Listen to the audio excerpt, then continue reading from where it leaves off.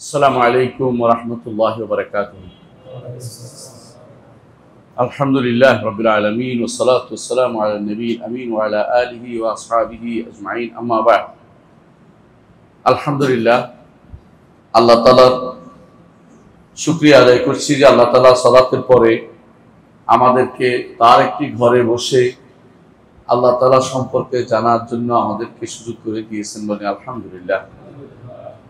আল্লাহ তাআলাকে জানতে হলে আমরা বলেছিলাম যে আল্লাহকে জানার মাধ্যম একমাত্র একটা মাধ্যমে বাকি আছে, তা হচ্ছে আল্লাহ যা জানিয়ে দেবেন সেটাই। আল্লাহকে জানতে হলে নতুন কোনো মাধ্যম আর আমাদের কাছে নাই। আল্লাহ কিভাবে তার সম্পর্কে জানিয়েছেন? আল্লাহ তাআলা তার সম্পর্কে জানিয়েছেন কোরআনে কারিমে এবং রাসূলুল্লাহ সাল্লাল্লাহু আলাইহি ওয়াসাল্লাম হাদিসে তার সম্পর্কে জানিয়েছেন। এবং জানিয়েছেন কিভাবে? যা জানিয়েছেন এটা হলো সংবাদ।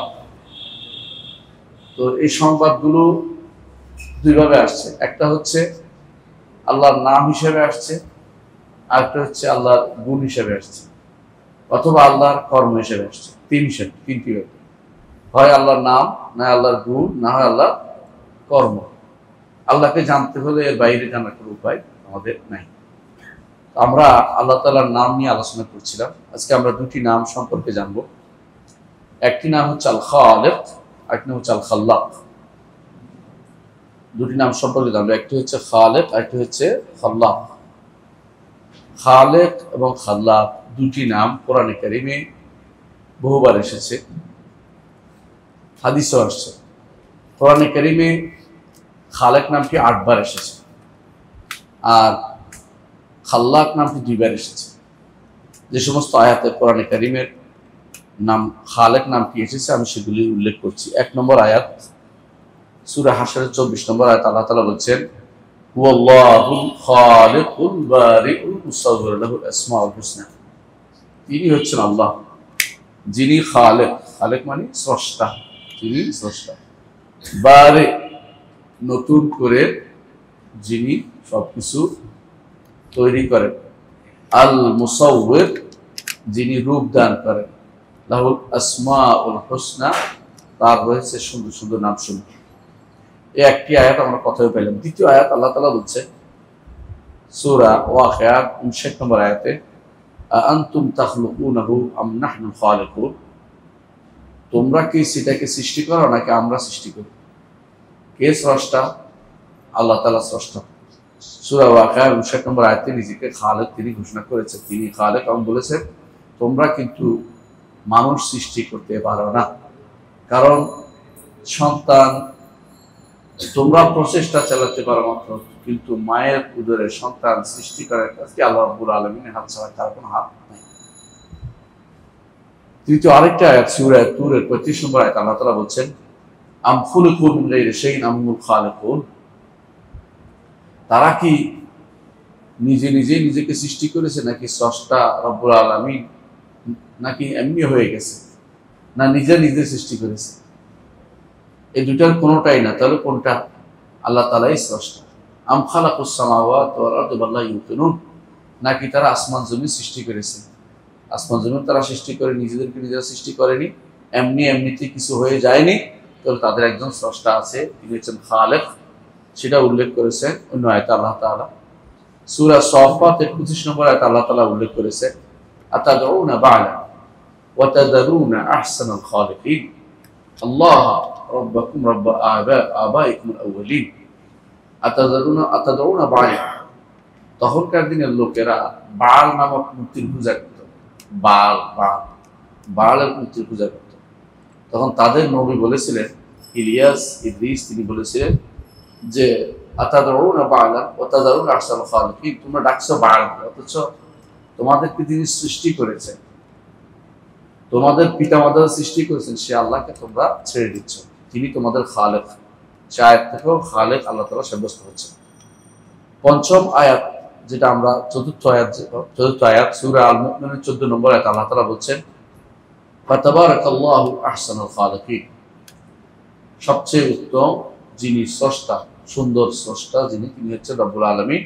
সুন্দর করে সবকিছু সুপরিমিত করে তিনি সৃষ্টি করেন। এখানেও তিনি নিজেকে খালিক বলে ঘোষণা করেছেন।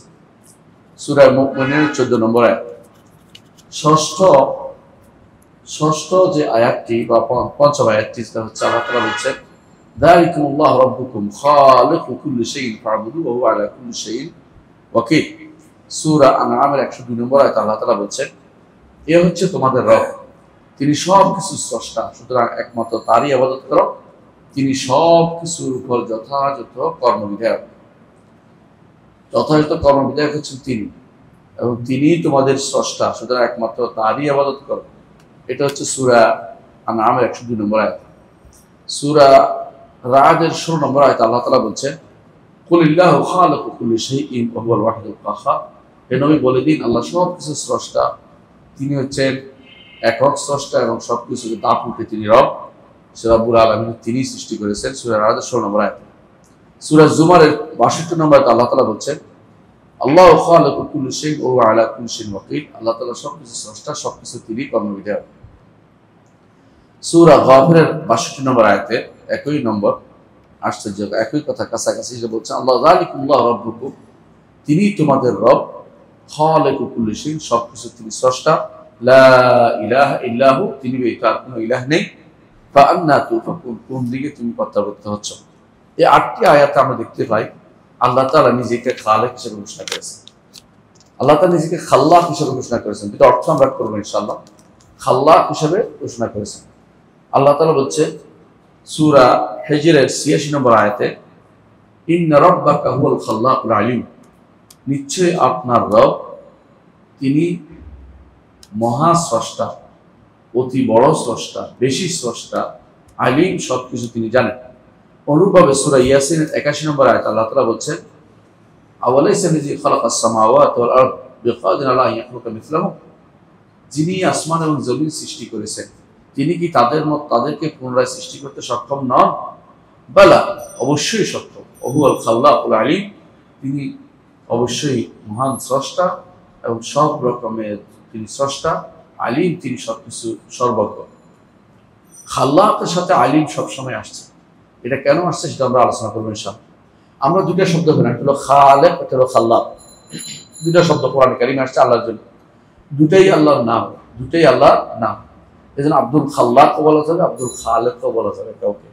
আব্দুল খালেক তিনি, আব্দুল খাল্লাকও তিনি। কোন ব্যক্তি যদি কোনো খালেক আব্দুল খালেকের সাথে সংযুক্ত করতে চায়, আব্দুল আগে দিলে ব্যক্তির নাম হয়ে যেতে পারে, কোনো সমস্যা নেই।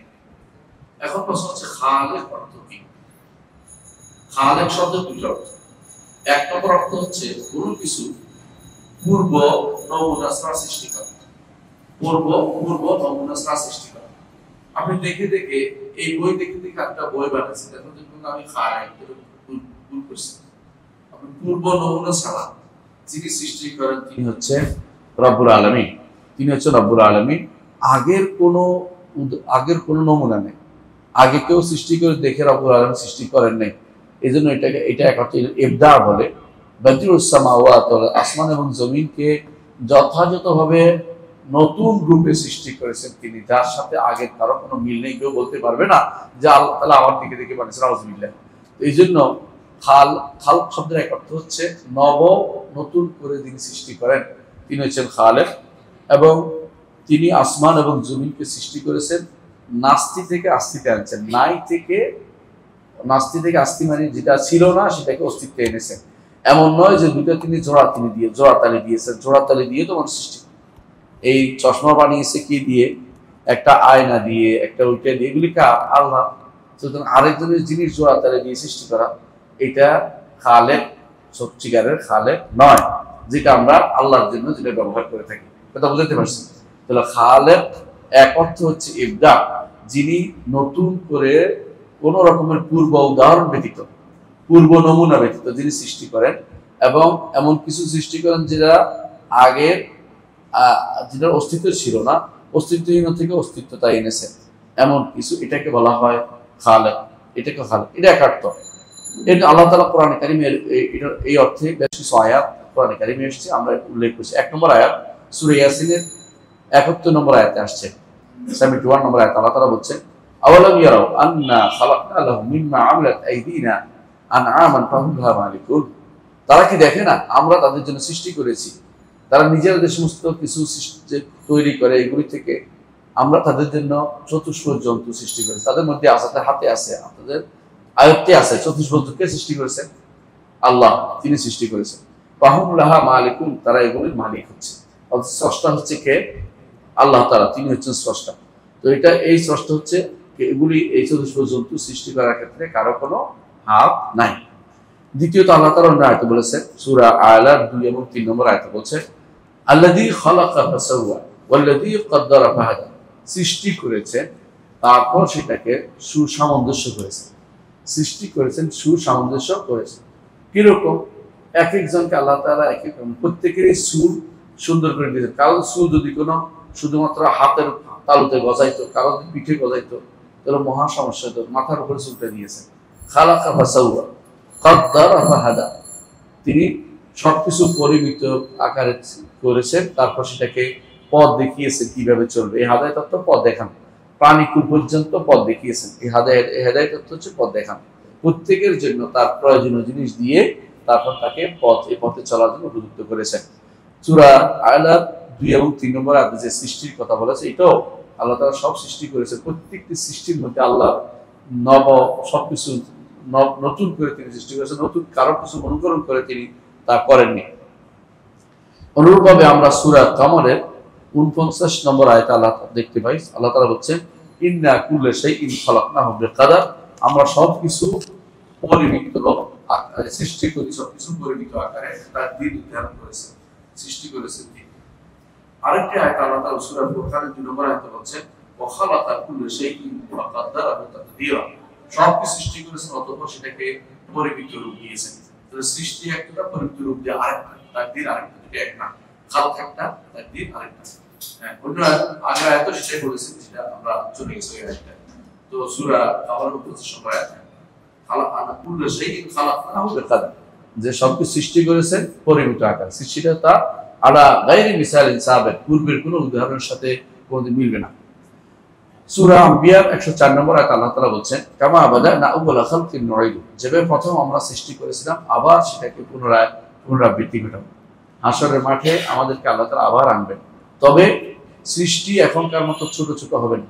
সৃষ্টি এক একটা হবে কত বড়? 60 জিরাহ, 60 গজ লম্বা। এবং কারো কারো সৃষ্টি মানে সবাই সুন্দর হবে, সবাই সুন্দর হবে, কেউ বেকা টাকা কালা টালা হবে, সবাই সুন্দর হবে। জান্নাতে যারা যাবে সবাই অত্যন্ত সুন্দর হবে এবং তাদের দাড়ি মোছ থাকবে না। আহলুল জান্নাতে জুরদুম মুরদুম, আহলুল জান্নাতে জুরদুম মুরদুম, দাড়ি মোছ থাকবে না, দাড়ি মোছ থাকবে না, কারণ তারা সৌন্দর্যের পরাকাষ্ঠা সেখানে দেখাবে। দুনিয়াতে এটা দিয়ে আমাদেরকে বিভিন্নভাবে সহযোগিতা করেছেন। যেমন মোছ না দিলে অনেক কিছু মুখে ঢুকে যেত, নাক থেকে বের হয়ে। মোছ না দিলে অনেক কিছু, চোখের উপরে ব্রুটা না দিলে অনেক কিছু চোখের ভিতরে প্রবেশ করত। এরকম ভাবে দাড়ি দিয়ে আপনাকে বিভিন্ন রোগ থেকে বাঁচার মুক্তি করে দিয়েছেন। এটা ওই ব্যক্তি বুঝতে পারে যে ব্যক্তি রেখেছেন, যে রাখে না সে বুঝবে না সেটা। সুতরাং অনেক রকম আল্লাহ তাআলা দুনিয়াতে, আখিরাতে যেহেতু রোগ ব্যাধি নেই, সমস্যা নেই, সেহেতু আল্লাহ তাআলা আপনাকে আখিরাতে জুরদুম মুরদুম কোনো রকমের করবেন না, অর্থাৎ তার অতিরিক্ত জিনিস থাকবে না, তার লজ্জাস্থানে অতিরিক্ত জিনিসটা থাকবে না, আর তার দাড়ি মোছের ব্যবস্থাপনা তিনি করবেন না, সেটা মনে রাখবেন। কিন্তু তিনি সৃষ্টি করেছেন, কামা বাদানা আউওয়ালা খালকিন নুঈদু, আগে যেভাবে সৃষ্টি করেছেন আবার সেটাকে পুনরাবৃত্তি ঘটাবেন। আগের সৃষ্টিটা কখনো কোনো কিছু উদাহরণ দিয়ে তিনি সৃষ্টি করেন নাই, বরং নতুন ভাবে সৃষ্টি করেছেন। তিনি হচ্ছেন রব্বুল আলামিন। এই আয়াতগুলোতে আমরা দেখতে পাচ্ছি যে খালক অর্থ কি হয়েছে? পূর্বের কোনো উদাহরণ ব্যতীত সৃষ্টি করা, পূর্বের কোনো নমুনা ব্যতীত অস্তিত্বহীনতা থেকে অস্তিত্বে আনয়ন করা, এটা হচ্ছে খালকের এক অর্থ। খালকের আরেক অর্থ হচ্ছে তাকদীর, কোনো কিছুকে সুন্দরভাবে পরিমিত রূপ দেয়া, এটাও একটা তাকদীর। ধরুন আপনি এই কিতাবটা সমানে সমানে আছে, এটাকে বলা হয়, এটাকে আর খালক বলা হয়, এটা একটা খালক। মানে আমি এটার মতো করে এটা তৈরি করছি, এটার মতো করে একটা তৈরি করি। যে সমস্ত জিনিস ফ্যাক্টরি থেকে বের হয় সব একই ক্যাটাগরি বের হয়, ওইটা দেখি যেটা সাঁচ দিবে সাঁচ অনুসারে বের হয়। তো একজন সুন্দর রূপে একই রূপে বের করে নিয়ে আসা, এটার নামও খালক, এটার নামও খালক। কোরআনে কারীমে এরকম খালকের কথা আসছে, শব্দটা ব্যবহার করেছে। যেমন আল্লাহ তাআলা বলছেন ওয়া তাখলুকুনা ইফকান, তোমরা মিথ্যা জিনিস তৈরি করো। মানুষ যা তৈরি করতে পারে এটা হচ্ছে কি, বানিয়ে বানিয়ে একটা জিনিস দেখে দেখে সেরকম একটা জিনিস তৈরি করে। তারা আল্লাহর জন্য না দেখেও বানিয়ে বানিয়ে আল্লাহর জন্য আরেকটা সুরত তৈরি করে। কেউ মনে করে আল্লাহ এরকম আছে এরকম আছে, কেউ এটা বিভিন্ন রকমের গুণ আল্লাহকে দিচ্ছে। এই জন্য আল্লাহর জন্য তোমরা নিজেরা ধারণা করে একটা জিনিস তৈরি করো। এটা তো আল্লাহ তাআলা বলছেন তাখলুকুন, অর্থাৎ মানুষ এটা করে থাকে। আরেক আয়াতে আল্লাহ তাআলা বলছেন ফাতাবারাকাল্লাহু আহসানুল খালিকিন, আল্লাহ তাআলা হচ্ছেন উত্তম রূপদানকারী। এখানেও খালেক আল্লাহ, কোনো সন্দেহ নাই, কিন্তু তিনি প্রত্যেকটি জীবকে এত সুন্দর করে, আপনাকে আপনার মায়ের থেকে বের করেছেন, আপনিও মানুষ রূপে, আরেকজনকে বের করেছেন তিনিও মানুষ রূপে, আরেকজনকে বের করবেন তিনিও মানুষ রূপে, কিন্তু মানুষ সেটাকে যথাযথভাবে মানুষ রূপে নাস্তি থেকে আস্তি আনতে পারে, কোন রকম পূর্ব উদাহরণ আনতে পারে না, মানুষের ক্ষমতা নেই। কিন্তু আল্লাহ তাআলা তিনি দুটোই করেন। কখনো কখনো তিনি পূর্ব, যেটা খালেক, সাধারণ খালেক, তিনি সবকিছু করতে পারেন। আর কখনো কখনো আগের মতো করে, মানুষের মতো করে মানুষ তিনি তৈরি করেন। একেবারে দেখবেন যে হুবহু কাছাকাছি মিল রয়েছে, সেটাও তিনি করেন। কিন্তু যিনি তিনি তৈরি করেছেন তিনি কিন্তু নাস্তি থেকে আনছেন, অস্তিত্বহীনতা থেকে অস্তিত্বে নিয়ে এসেছেন তিনি রব্বুল আলামিন। তাহলে যে জিনিসটা একটা ভালো করে খেয়াল করেন, যে জিনিসটা সৃষ্টির মতো করে করা বা কোনো কিছু দেখে দেখে করা, এটাও খালক। এই খালকটা মানুষের গুণ হতে পারে, এটা কোনোদিন স্রষ্টার গুণ হইতে পারে না। এটা কিসের গুণ হইতে পারে? মানুষের, স্রষ্টার গুণ এটা দেখে দেখে তৈরি করবে, বুঝছেন? হ্যাঁ, স্রষ্টার গুণ যেটা, এটা মানুষ হইতে পারে না। স্রষ্টার গুণটা কোন রকমের পূর্ব নমুনা ব্যতীত সৃষ্টি করা, এটা মানুষের গুণ কোনোদিন হতে পারে না, মানুষ এটা কোনোদিন করতে পারবে না। আজকাল অনেকেই ক্লোন করে, ক্লোন নিয়ে কথা বলতে পারে, আমরা বলতে ক্লোন তো করে, ক্লোন করে, কিন্তু এটা কার? স্রষ্টার জিনিসটাকে নিয়ে জোড়াতালি দিচ্ছে। এমন কোন ব্যক্তি ক্লোন করুক তো দেখি নাই, কিছু দেখি বানায় ফেলুক তো দেখি। স্রষ্টার জিনিসটা জোড়াতালি দিতে পারে, এটার নাম খালক বলতে পারে, এটা করে জোড়াতালি দেয়া, এটা করতে পারে। কিন্তু যেটা নাস্তি থেকে আস্তি, অস্তিত্ব থেকে অস্তিত্বে আনা, অথবা যার কেউ কোনদিন দেখে নাই এমন কিছু তৈরি করে দেখা তো দেখি, এমন কিছু তারা করতে পারে না। মানুষ আন্দাজ করে, রূপদান করে, কিছু একটা করে, এটার মতো করে তৈরি করতে করতে একটা তৈরি করে, এবং তার কর্মের মধ্যে তার ক্ষমতার একটা প্রভাব পড়ে। যেমন একজন বেটা এটা বানাইতে পারে, তাই না? সে দেখেছে একজন টেবিল বানাতে, কোন নবী টেবিল বানানো আল্লাহ তাআলা শিক্ষা দিয়েছেন। জাকারিয়া আলাইহিস সালাম নাজ্জার ছিলেন, তো অনুরূপ ভাবে দাউদ আলাইহিস সালাম তিনি কর্মকার ছিলেন। আগেকার নবীদেরকে আল্লাহ তাআলা পেশাভুক্ত করে দুনিয়াতে পাঠিয়েছেন। তো সেটা দেখে দেখে কেউ কেউ দুনিয়াতে অনেক কিছুই বানাবে, আর একটু রূপ দিবে, ভিন্ন রূপ দিবে, কিন্তু এইটা কার জিনিস দিয়ে করছে? আল্লাহ। এই কাঠ সে বানাইতে পারে না, কোনো গাছ সে তৈরি করতে পারে না। গাছের কাইটা কুইটা একটা কিছু বানানো, টেবিল বানানো, চেয়ার বানানো, অথবা ডিভান বানানো, এগুলি সবই করবে। কিন্তু এগুলি খালক বললে এই অর্থে যে আমি সমতা বিধান করে একটা আন্দাজ করে বানিয়েছি, এটাকে খাল বলতে পারে। কোরআন হাদিসে কথা বলতে আসে এই অর্থে। কিন্তু আল্লাহ তাআলা যা সৃষ্টি করেছেন, আল্লাহ গায়রি মিসালিন সাবিক, পূর্বে এরকম কোন নমুনা তার কাছে, নমুনা দেখে তিনি তৈরি করেন নাই। এটা যদি কোনো দেখেও তৈরি করে, এটা বলতে পারবেন না। তো আল্লাহ তাআলা এই যে আল্লাহ তাআলাই শুধুমাত্র পূর্ব কোনো ব্যতীত, নমুনা ব্যতীত সৃষ্টি, কিন্তু আল্লাহ তাআলা আর কেউ এটা করতে পারে না, সৃষ্টির কারো ক্ষমতা নাই। আল্লাহ তাআলা বলছেন সূরা ফাতিরের 3 নম্বর আয়াতে, হাল মিন খালিকিন গায়রুল্লাহ, আল্লাহ ব্যতীত আর কি কোনো স্রষ্টা তোমাদের আছে? এর অর্থ হচ্ছে নাই, নাই বলাটা। অনুরূপভাবে সূরা লোকমানের 11 নম্বর আয়াতে আল্লাহ তাআলা বলছেন হাদা খালকুল্লাহ, এই হচ্ছে আল্লাহর সৃষ্টি। আল্লাহর সৃষ্টিকে মানুষ, আল্লাহর সৃষ্টি কি একটা প্রাণী, যে কোনো একটা প্রাণী, একটা প্রাণী, একটা মাছ। সুবহানাল্লাহ, আপনি মাছের মধ্যে কত রকম মাছ যে আছে আপনি আশ্চর্য হবেন। কোন কোন মাছ আছে দেখতে মনে করবেন যে এটা প্রাণী, আসলে প্রাণী না, এটা মাছ। দেখতে মনে হবে একটা ইয়ার মতো, বন্য জলহস্তির মতো, আসলে জলহস্তি না। কোন কোনটা দেখতে আপনার মনে হবে হিংস্র মারাত্মক জিনিস, ওই ডাঙ্গা যে আক্রমণ করে কাউটের মতো। কোন কোনটা আছে এরকম অক্টোপাস যেভাবে টেনে দেয়। কত রকম তিনি সৃষ্টি করেছেন, এগুলো সবই কার সৃষ্টি? আল্লাহ। হাযা খালকুল্লাহ, আল্লাহর সৃষ্টি। এমন একজনকে দেখান যে বলবে আমি সৃষ্টি করেছি, বলেছে। এমন কোন কিতাব আসে নাই, এমন কোন ব্যক্তি দাবি করে নাই যে আমি এটা সৃষ্টি করছি, এই দাবি করতে পারে নাই। তো আল্লাহ তাআলাই যেহেতু স্রষ্টা, তাহলে অন্যদিকে কেমনে মানুষ যায়? এই জন্য আল্লাহ তাআলা বলছেন হাদা খালকুল্লাহ, এই হচ্ছে আল্লাহর সৃষ্টি। যেদিকে তাকান সেদিকে আল্লাহর সৃষ্টি দেখতে পাবেন। কোন ব্যক্তি কোন দাবি করে নাই, কোন ব্যক্তি তার পক্ষ থেকে কোন নবীও আসে নাই, নাউযুবিল্লাহ, মানে অন্য কোন আল্লাহ থেকে যে আমি বিশেষ লোককে পাঠাইলাম তোমরা তার কথা শুনে কিছু নেই। তাহলে বোঝা গেল একমাত্র আল্লাহই স্রষ্টা। যুগে যুগে তিনি যুগে নবী পাঠিয়েছেন, কিতাব পাঠিয়েছেন, এর মাধ্যমে আমাদেরকে জানিয়ে দিচ্ছেন যে এই সবই হচ্ছে তার সৃষ্টি। বা আরুনি, আমাকে দেখাও তো মাযা খালাকাল্লাযিনা মিন দুনি, আল্লাহ ব্যতীত অন্য কেউ কি সৃষ্টি করেছে? কিছুই করে নাই। এজন্য আল্লাহ তাআলা বলছেন বালিদ যালিমুনা ফি দালালিন মুবিন, বরং জালেমরা তো মুশরিকরা, শিরককারীরা স্পষ্ট পথভ্রষ্টতায় রয়েছে। সূরা লোকমান 11 নম্বর আয়াতে আল্লাহ বলেছেন। এই আয়াতে আল্লাহ তাআলা চ্যালেঞ্জ করেছেন যে দেখো তো কোথাও আমার সৃষ্টির মতো আর কোন সৃষ্টি তোমরা দেখাতে পারো কিনা? কেউ কোনোদিন দেখাতে পারবে না। আল্লাহ তাআলা এর চেয়ে আরো বড় চ্যালেঞ্জ করে দিয়েছেন, একটা ছোট্ট একটা জিনিস দিয়ে, মাসি দিয়ে একটা চ্যালেঞ্জ করে দিয়েছেন।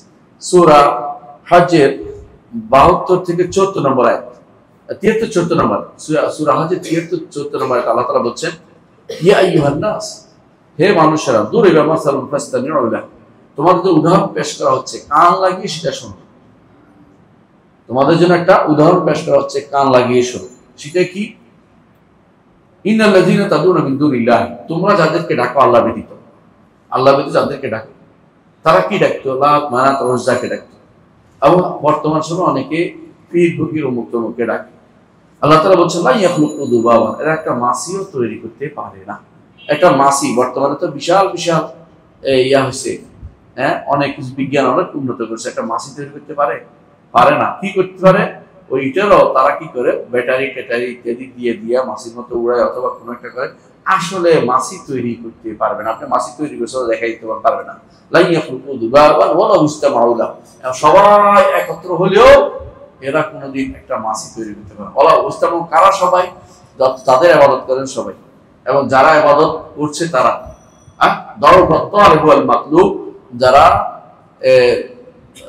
যারা ইবাদতকারী, যাদের ইবাদত করা হচ্ছে, কেউ একটা মাছিও তৈরি করতে পারবে না। এমনকি মাছি যদি কোনো ওদের খাবারের কোনো অংশ নিয়ে দেয়, তারা ফেরত আনতে পারবে না। এই ধরেন আপনাদের আশেপাশে যে সমস্ত ধর্ম আছে, মাছি দেখবে যে ওদের মূর্তির সামনে কি রেখে দিছে, খাবার রেখে দিছে, প্রসাদ রেখে দিছে, খপ করে এসে মাছি একটা অংশ নিয়ে চলে গেছে। এই ব্যাটাও এই মূর্তিও তারা বাধা দিতে পারতেছে না, আর যারা ইবাদত করতেছে তারাও বাধা দিতে পারতেছে। আল্লাহ তাআলা এটা বলছেন দারুফাত তালিব ওয়াল মাতলুব, যে চাচ্ছে ইবাদতকারী সেও দুর্বল, আর যে মাতলুব যার থেকে যারা ইবাদত করতেছে সেও দুর্বল। কেউ এটা থেকে বাধা দিতে পারতেছে না। এত দুর্বল জিনিসে তোমরা কিসের ইবাদত করো? তারপর আল্লাহ তাআলা বলছেন মা কাদারুল্লাহ হাক্কা কাদরিহি, আল্লাহকে তারা সঠিক সম্মান দিতে জানেনি। ইন্নাল্লাহ কাবিয়্যুন আজিজ, আল্লাহ অবশ্যই অত্যন্ত শক্তিশালী এবং প্রবল পরাক্রমশালী। অর্থাৎ রব্বুল আলামিন তিনি সবই স্রষ্টা, তার ক্ষমতা অপ্রতিরোধ্য, এই রব্বুল আলামিনের ইবাদত করা উচিত। তাকে না জেনে, তার সম্মান না দেওয়ার কারণে মানুষ শিরক করতেছে। জগতের সমস্ত শিরকের মূল হচ্ছে রব্বুল আলামিনকে না চিনা, রব্বুল আলামিনকে যথাযথ সম্মান না দেওয়া, এর কারণে জগতের সমস্ত শিরক হচ্ছে। তবে দেখা যাচ্ছে আল্লাহ তাআলা এই যে তিনি যে স্রষ্টা, সেই স্রষ্টা হচ্ছে আলা গায়রি মিসালিন সাবিক, পূর্বের কোন উদাহরণ তিনি সৃষ্টি করেছেন, আর কেউ এরকম সৃষ্টি করতে পারে না। আল্লাহ তাআলার সৃষ্টির আরেকটি বৈশিষ্ট্য হচ্ছে তিনি সৃষ্টি কোনো বিনা কারণে সৃষ্টি করেন নাই, খেলাধুলার চলে সৃষ্টি করেন নাই। মানুষ দুনিয়া বুকে বাচ্চারা এখানে বানায়, কেউ যে আসেন দাওয়াত দিয়ে আমরা রান্না করছি, আমরা এটা করছি, ওটা খেলাধুলার চলে। অনেকে বলে আমরা এটা বানাইছি, কি করবো, এটা একটা খেলাধুলা করবো, এটা করে। আল্লাহ তাআলা খেলাধুলার চলে, খেলার চলে কোনো তিনি সৃষ্টি করেন নাই, কারণ সবই তিনি লিহিকমাতি, অত্যন্ত প্রজ্ঞার সাথে, প্রজ্ঞার জন্য, কাজের জন্য যেগুলি প্রয়োজন সেজন্য তিনি সৃষ্টি করেছেন। অপ্রয়োজনীয় কোনো কিছু তিনি সৃষ্টি করেন নাই। অনেক সময় আপনার শরীরের কোনো একটা অংশ আপনার কাছে মনে হতে পারে এটা বাড়তি জিনিস, যেমন অনেকে বলে যে অ্যাপেন্ডিসাইটিসটা বোধহয় বাড়তি, একসময় বলতো, এখন আর ডাক্তাররা বলে না। ডাক্তাররা বলে অ্যাপেন্ডিসাইটিস নিচে ময়লার ভাগাড় হলেও অনেক ময়লাকে সেখানে একত্রিত করে, অর্থাৎ শরীরের ময়লা নিষ্কাশনের জন্য এটা থাকার দরকার আছে। ব্যথা হলে ফেলে দিতে হয় অনেক সময়, কিন্তু না হলে এটা নিয়ে শুধু শুধু খুঁজে খুঁজে বের করে দেওয়ার কথাটা ডাক্তাররা বলে না, কারণ এটার অনেক কার্যকারিতা আছে। এমনকি কখনো কখনো আপনি আশ্চর্য হবেন, ইলিশ মাছ খাচ্ছেন, দেখবেন যে একসাথে কতগুলি কাঁটা দিয়ে রাখছে। আপনার কাছে মনে হতে পারে এত কাঁটা কেন দিছে, এই কাঁটার কারণে ইলিশের স্বাদটা বাড়ছে, নইলে কিন্তু অন্য মাছে এত স্বাদ দেয় যে মাছের কাঁটা কম। তাহলে বুঝছেন যে এই কাঁটাগুলি দিছে আল্লাহ তাআলা বিশেষ কোনো হিকমতে, যেটা আপনি না বুঝলেও হিকমত অবশ্যই আছে, বিশ্বাস করতে হবে। তো আল্লাহ তাআলা প্রত্যেকটি কাজে তিনি যে সৃষ্টি করেছেন, সৃষ্টির মধ্যে অবশ্যই কি আছে, হিকমত রয়েছে, হিকমত রয়েছে। আল্লাহ তাআলা যেন কোরআনে কারীমে সূরা আম্বিয়া 16 থেকে 18 নম্বর আয়াত বলছেন, ওমা খালাকনাস সামাওয়াতি ওয়াল আরদা ওয়া বাইনাহুমা লাঈবিন, আসমান এবং জমিনের মাঝে, দুটার মাঝে যা আছে খেলার চলে সৃষ্টি করি নাই। আসমান দেখছেন? আসমান দেখছে কেউ? দেখেন। জমিন তো আমরা আছি, তাই না? আর মাঝখানে যেগুলি কি আছে, গ্রহ নক্ষত্র যা আছে সবই মাঝখানে, যা কিছু আবিষ্কার করতেছে আসমান জমিনের মাঝখানে। আসমানে যেতে পারে নাই কেউ, এর মাঝখানে আবিষ্কার করতেছে, আবিষ্কার করে বেহুদা সমাবেশ ছাড়া কিছুই না। হ্যাঁ, আল্লাহর আল্লাহ তাআলার যে আজমত, কুদরত, এটা প্রকাশ পাচ্ছে যে তিনি কত সুন্দরভাবে চাঁদকে একখানে ফিট করেছেন, সূর্যকে এক জায়গায় ফিট করেছেন, সেখান থেকে পৃথিবীতে আলোর ব্যবস্থাপনা করেছেন। এটা আল্লাহ কোরআনে উল্লেখ করেছেন। এবং 28 দিনে পৃথিবী প্রদক্ষিণ করতেছে চাঁদে, আবার সূর্য প্রদক্ষিণ 364 কত ঘন্টায় সূর্য পৃথিবী প্রদক্ষিণ করতেছে। এইভাবে আপনি দেখতে পাচ্ছেন যে পুরো নিয়মটা যে সাজিয়েছে, এটা আপনি যত পড়বেন ততই আপনি আল্লাহ তাআলার শ্রেষ্ঠত্ব, আল্লাহ তাআলার বড়ত্ব আপনি বুঝতে পারবেন। তাহলে আপনি বুঝছেন যে আল্লাহ তাআলা কোনো কিছু বেহুদা সৃষ্টি করেন না। আল্লাহ তাআলা এইজন্য বলছে, ওমা খালাকনাস সামাওয়াতি ওয়াল আরদা ওয়া বাইনাহুমা লাঈবিন, আসমান এবং জমিনের মাঝে যা আছে আমি খেলার ছলে সৃষ্টি করি নাই। লাউ আরাদনা আন নাত্তাখিযা লাহওয়ান লাত্তাখিযনা মিন লাদুন্না, যদি খেলার জিনিস তো আমার কাছ থেকে খেলার জিনিস আছে, আমার কাছে তোমাদের জন্য দিতাম না, এটা আমার কাছে থাকতো, সেটা তোমাদের জন্য সেটা ব্যবস্থাপনা করতাম না, কিন্তু তোমাদের কাছে সেটা দিয়েছি কি জন্য, যে বাল নাকদিরু বিল হাক্কি আলা বাতিল, হক দিয়ে বাতিলের উপর আঘাত করি আমরা। তোমরা যে বাতিল বানাও, বাতিলটা আমার হকের দ্বারা আঘাতপ্রাপ্ত হয়ে চূর্ণ বিচূর্ণ হয়ে যায়। ফায়াদমাগুহু ফাইযা হুয়া যাহির, দিমাগ, আদমাগ অর্থ হলো ভিতরের মানুষের চামড়া কাটার পরে দেখবেন যে ভিতরে একটা পাতলা চামড়া আছে, উপরের চামড়া কেটে গেলে আরেকটা পাতলা চামড়া থাকে, ওইটা কেটে গেলে সাধারণত খবর বেশি হয়ে যায়, অনেক কষ্ট হয়ে যায় মানুষের বেঁচে থাকা। তো ওইটা দিমাগ বলা।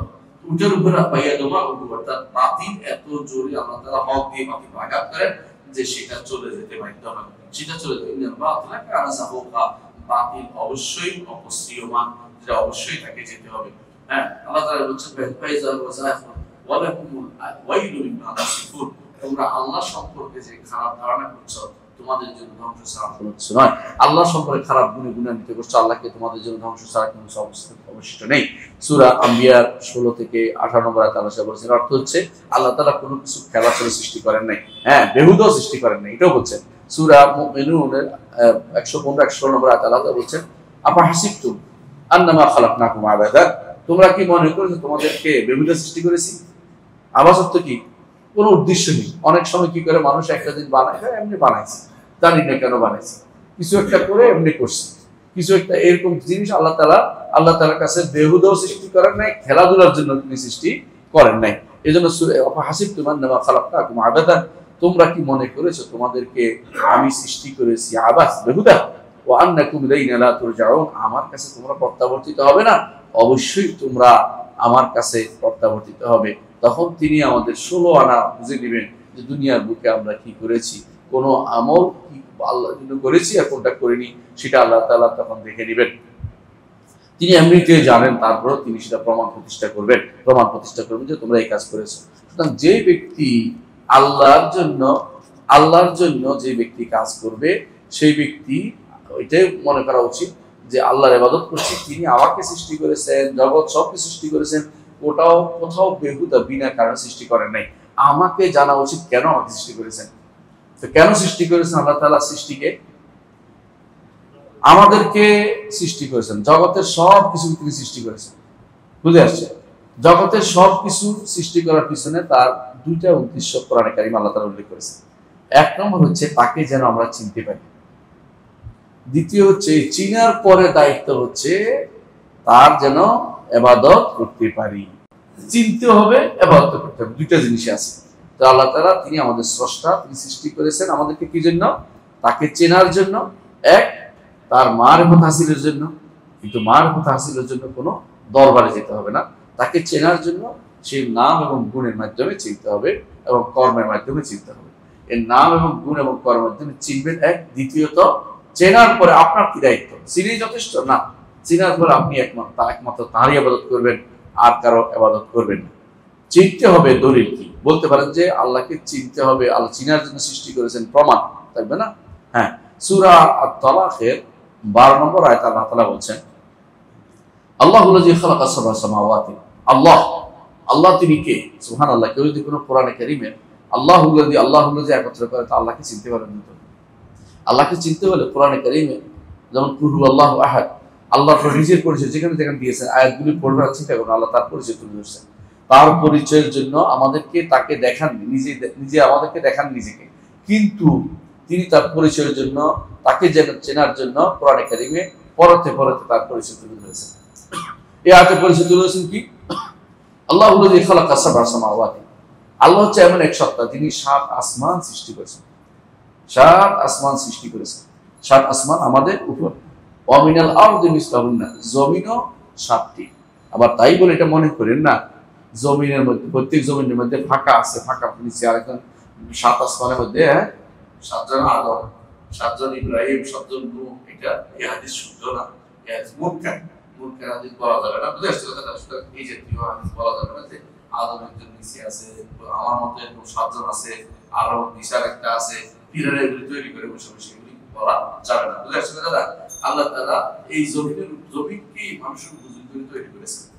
এই জন্য অন্য কোনো গ্রহ নক্ষত্র যেগুলি আছে মানুষ খুঁজতেছে, মঙ্গল গ্রহে যাবে, অমুক গ্রহে যাবে, অমুকখানে যাবে, যদি যাইতে পারে, কিন্তু যাইলেও এখান থেকে যাইতে হবে, ওখানে কোনো প্রাণী নেই আসলে। ওখানে মানে মানব যাদেরকে আল্লাহ তাআলা তাকলিফ দিয়েছেন, এমন কোনো প্রাণী নেই। অন্য প্রাণী থাকতেই পারে আল্লাহ, কিন্তু মানুষ যেটা, এটা এইটাতে পাঠিয়েছেন আল্লাহ তাআলা, এই পৃথিবীতে আল্লাহ তাআলা পাঠিয়েছেন, এই আর্থ, এই জমিনে পাঠিয়েছেন। বুঝতে পারছেন কথাটা? এখানেই তারা ইবাদত করে। অন্য কোথাও অন্য প্রাণী আল্লাহ নাই আমরা বলছি না, অন্য বহু রকম প্রাণী আছে।